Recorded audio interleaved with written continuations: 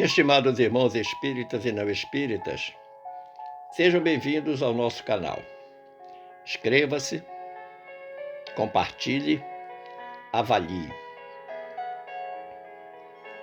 Abraço a todos os irmãos que neste momento nos assistem, com a esperança de que possamos aprender juntos sobre mais um tema da nossa doutrina dos Espíritos. Manda-lhes dizer a benfeitora Glorinha: o amor, cantado em verso e prosa pelos poetas, mais do que um sentimento, precisa ser um estilo de vida. Amor para além das convenções sociais,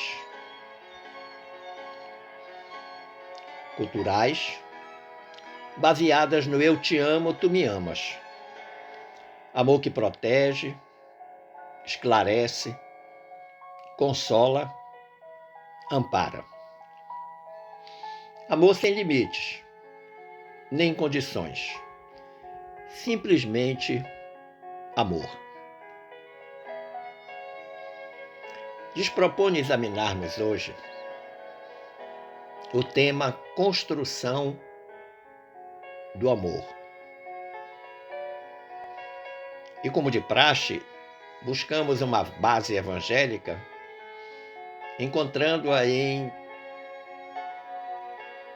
João, capítulo 4, versículos 7 e 8,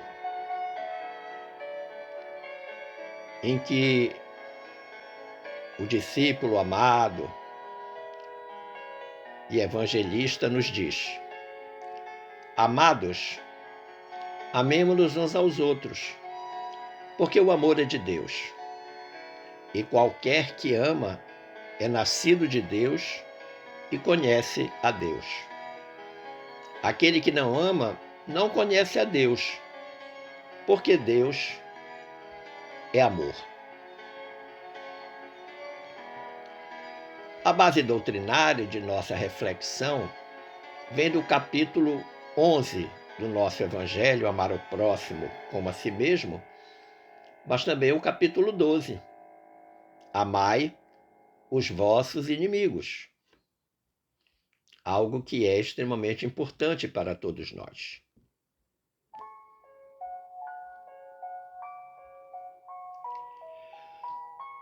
Quando falamos em amor, normalmente ouvimos dizer que o amor de Jesus é do tipo ágape. É uma classificação feita pelos gregos da antiguidade. E fica-nos então a impressão que ágape é um tipo de amor. E por que isso? Exatamente porque quando os gregos estabeleceram 8 tipos de amor, entre eles o amor ágape, os israelitas compreenderam, aqueles que conheciam o grego, que aquele amor de Jesus se inscrevia exatamente na classificação ágape. Mas quais eram os outros 7 tipos de amor, já que eles fizeram 8 e um dos 8 é o ágape? O amor eros, que é o amor apaixonado, o amor ludus, que é o amor divertido, de onde vem a palavra lúdico, o amor philos, que é o amor próprio, o amor mania, que é o amor obsessivo, o amor pragma, amor comprometido, de onde vem a palavra pragmático, o amor storge, o amor familiar, é o amor dos pais pelos filhos, dos filhos pelos pais, dos cônjuges entre si, dos irmãos entre si, o amor filia, que é o amor dos amigos, é o amor amizade. E, finalmente, o amor ágape, que é um amor compassivo ou piedoso. E que era exatamente o tipo de amor que estava em todas as condutas de Jesus. Quando pensamos em amor na língua portuguesa, dois significados saltam aos olhos. O primeiro significado é de amor enquanto expressão de sentimentos para com a família, para com os amigos, para com as pessoas queridas. Mas existe uma outra forma, um outro significado, que é o amor enquanto desejo, enquanto atração,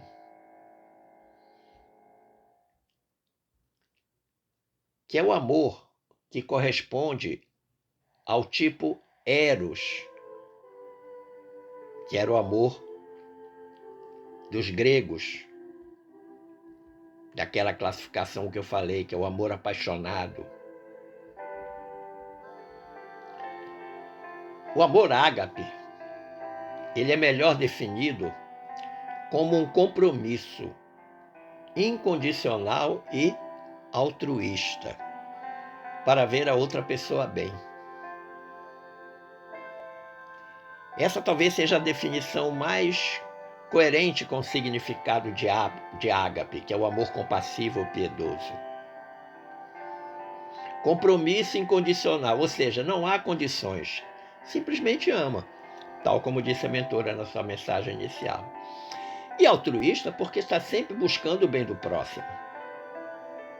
Esse amor ágape, ele é baseado na fidelidade, na bondade, no perdão, na paciência, na tolerância, na boa vontade e muitas outras virtudes que eu denomino de virtudes crísticas,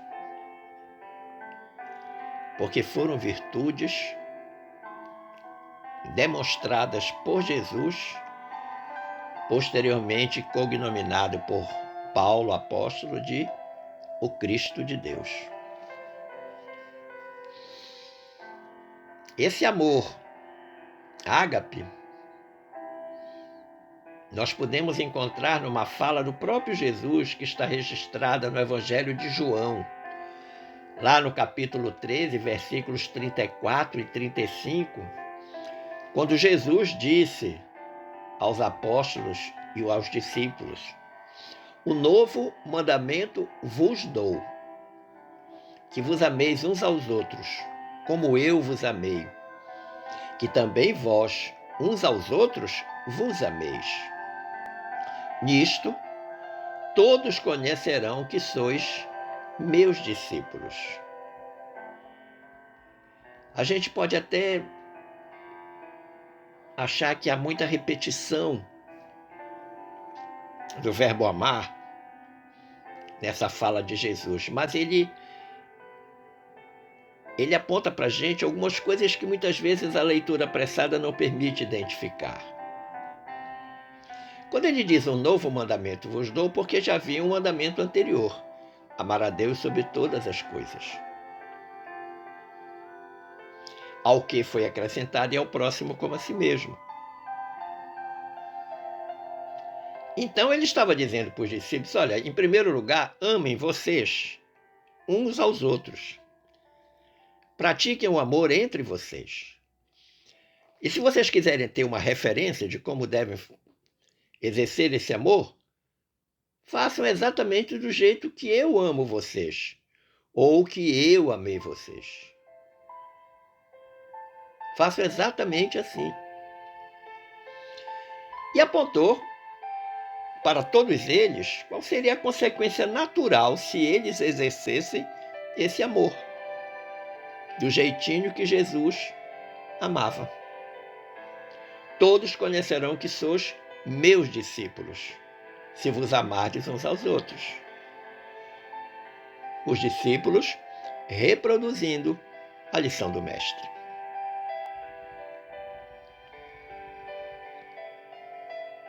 Quando nós pensamos no amor, esse amor ágape, evidentemente que ele tem uma estrutura crística.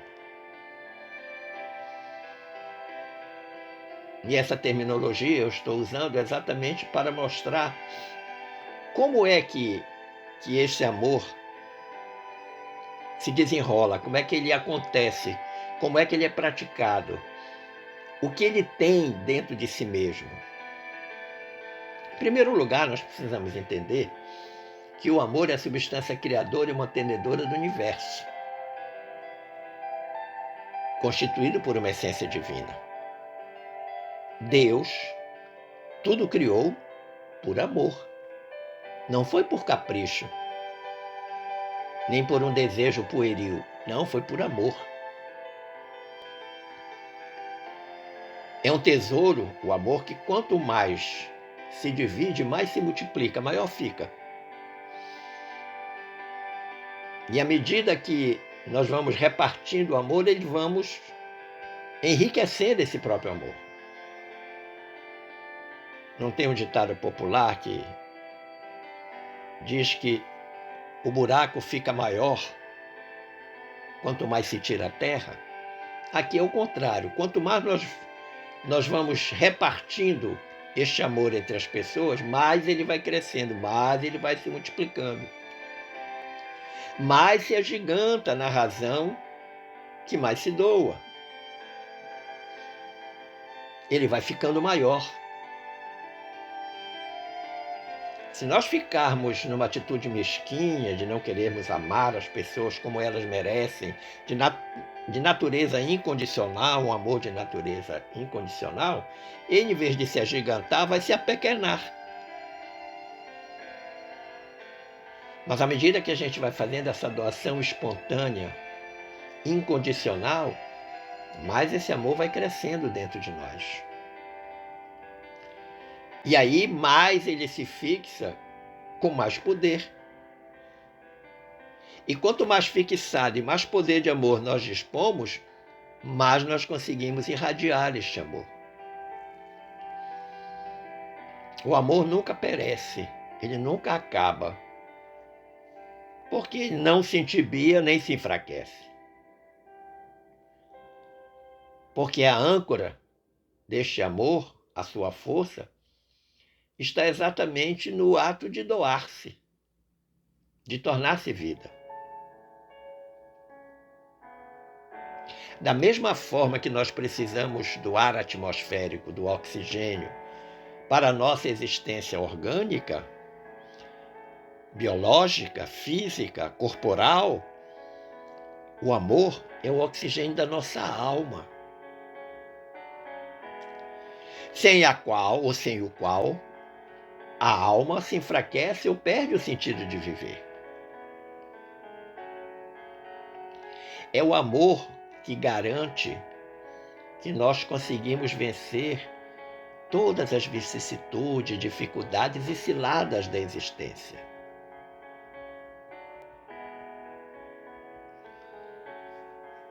Mas o amor, quando aparente, ele tem uma expressão aparente. Que expressão aparente é essa do amor? Quando o caráter dele é puramente sensualista. É aquele amor que busca o prazer imediato. E que, sendo uma coisa imediatista, se debilita, se envenena, se entorpece e frustra a criatura. Quando acaba, fica um vazio. Mas tem o outro lado dessa moeda. Quando ele é real. Em vez de ele ser aparente, ele é real. Em vez de ser de um caráter pouco estruturado ou imaturo, ele é estruturado e maduro. É um amor que espera, é um amor que estimula, é um amor que renova. É um amor que não fica saturado. Ele está sempre se renovando. É o chamado amor ideal, harmônico. É um amor que conjuga mente e coração, sem os chamados altibaixos emocionais, ou seja, sem aquelas depressões que muitas vezes, quando nós estamos num processo de desamor, nós experimentamos. O amor crístico une as pessoas. Por quê? Porque reúne as almas. identifica no prazer geral da fraternidade, alimenta o corpo, dulcifica o eu profundo. O amor tem essa capacidade. Torna as pessoas mais doces no falar, no pensar, no julgar, no fazer. Se lá em cima nós falamos daquele prazer fugaz, que rapidamente se acaba, agora nós vamos falar de um prazer legítimo. Um prazer legítimo que decorre desse amor pleno, que é gerador de felicidade. Porque aquele outro amor, fugaz, comum, devora todas as nossas energias. Como também devorador de energias e de formação angustiante.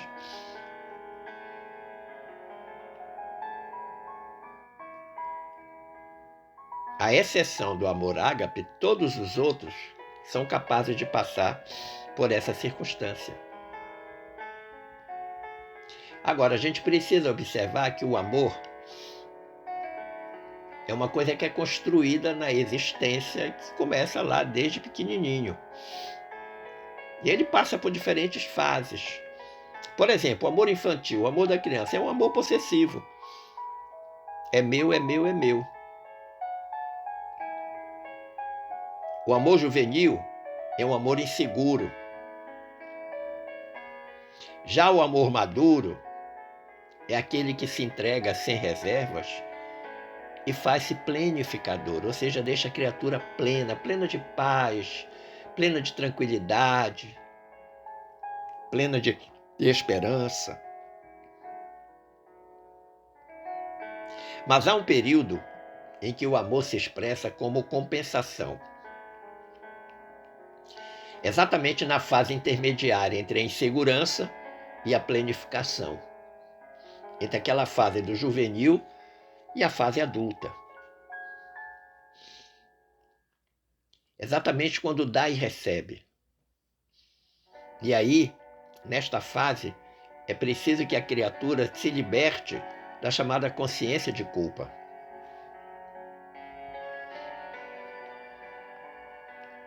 O fato de você não doar o amor como uma pessoa espera, porque ela tem lá suas expectativas, não significa dizer que você está amando de maneira incorreta. Talvez a maneira incorreta seja dela de não reconhecer esse amor que você está ofertando, esse amor ágape. Não o amor dos interesses passageiros. A gente precisa entender que o estado de prazer difere daquele estado de plenitude. Porque o estado de prazer se caracteriza por ser fugaz. Rapidinho, passa. O amor eros, por exemplo. Enquanto há a relação entre as criaturas, ele acontece. Terminou a relação, ele acaba. Por outro lado, o amor de plenitude é um amor permanente. Mesmo que as situações sejam adversas. Mesmo que existam aflições. Mesmo que existam problemas, desafios que podem e devem ser vencidos. E quanto mais fortalecida for a estrutura desse amor, menos difícil será vencer esses problemas, desafios. Porque somente o amor real consegue distingui-los e pode unir quando eles se apresentam esporádicos.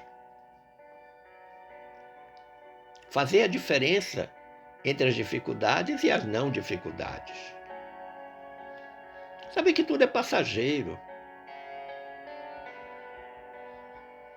A ambição, a posse, a inquietação geradora de segurança, ciúme, incerteza, ansiedade afetiva, cobrança de carinhos e atenções, a necessidade de ser amado, isso, por exemplo, caracteriza o estágio do amor infantil, que é obsessivo, que é dominador, que pensa exclusivamente em si, antes de pensar no ser amado.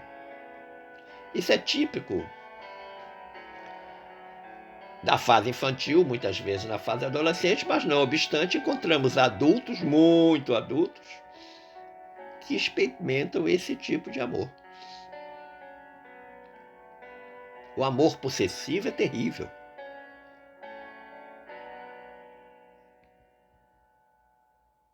Por outro lado, a confiança, suave, doce e tranquila, a alegria natural e sem alarde, a exteriorização do bem que se pode e se deve executar, a compaixão dinâmica, a não posse, a não dependência, a não exigência, são benesses, são características do amor pleno, do amor pacificador, do amor imorredouro. Esse era o amor de Jesus.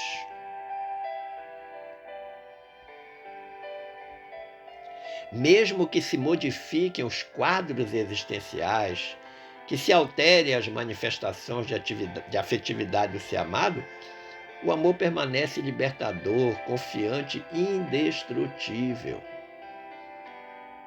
Quem ama verdadeiramente não se abate nas situações difíceis perante o seu amado ou a sua amada.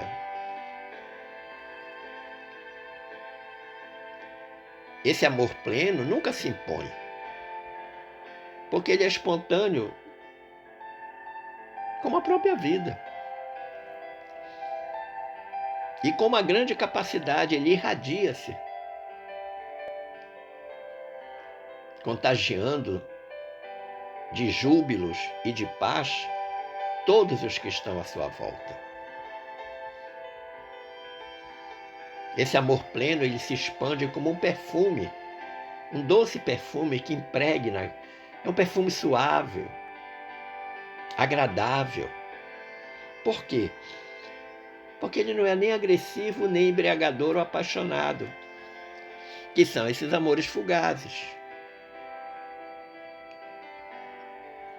Nós precisamos reconhecer que a prática do amor pode ser tentada em circunstâncias simples, sem grande esforço, e que seguramente levarão a criatura à paz de espírito, que é o caminho correto para a felicidade. O benfeitor espiritual Dimas, através do médium Newton Stuck, lá de São Paulo, a esse propósito, elenca várias regras de paz, todas apoiadas na prática do amor, e que eu trouxe para compartilhar com vocês. Quais são essas regras? Manter a voz sempre em bom tom e falar com o mesmo cuidado que gostamos de ouvir. Olha que interessante. Muitas vezes as pessoas querem convencer os outros com a voz alta, com o grito, com a grosseria. E aqui é uma expressão clara da lei de causa e efeito. Eu tenho que falar com os outros como eu gostaria que os outros falassem comigo. Por isso que o Espírito Dimas diz, falar com o mesmo cuidado que gostamos de ouvir. Segunda regrinha. Eliminar qualquer referência ao passado negativo, seja quem for a pessoa. É muito comum nas discussões familiares, entre cônjuges, namorados, noivos, até entre amigos. Normalmente vai-se buscar no passado negativo da criatura alguma coisa para pressioná-la, intimidá-la, constrangê-la. Qualquer referência ao passado negativo não acrescenta nada de positivo, muito pelo contrário, mostra o quanto de negativo tem o interlocutor, que estando sem argumentos, vai buscar no passado da criatura alguma coisa para intimidá-la. Outra regrinha básica, não passar adiante Nenhuma conversa que alguém nos diga ter ouvido de outros.